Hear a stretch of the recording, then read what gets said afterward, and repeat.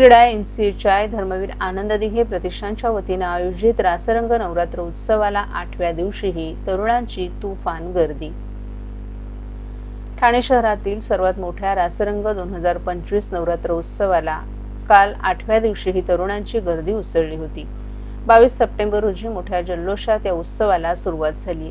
राज्याचे उपमुख्यमंत्री एकनाथ शिंदे यांच्या मार्गदर्शनाखाली क्रीडा इन्स्टिट्यूटच्या ठाणे आणि धर्मवीर आनंद दिघे प्रतिष्ठानच्या वतीनं रेमंड मैदानावर 22 सप्टेंबर ते 1 ऑक्टोबर दरम्यान ठाणेकरांना नवरात्रोत्सवाची मेजवानी मिळत आहे।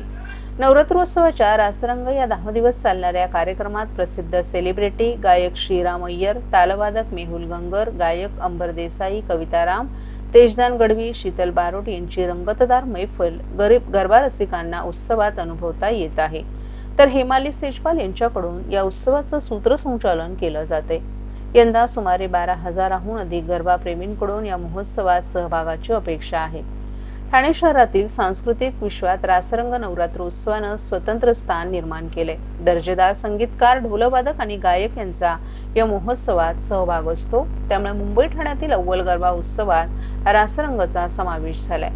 एमसीएच्या ठाणे क्रीडाचे अध्यक्ष सचिन मिराणी, माजी अध्यक्ष जितेंद्र मेहता तसंच माजी अध्यक्ष अजय अशर यांच्या आणि इतर पदाधिकारी सहकाऱ्यांच्या प्रमुख उपस्थितीत हा कार्यक्रम अधिकाधिक रंगतदार होत आहे।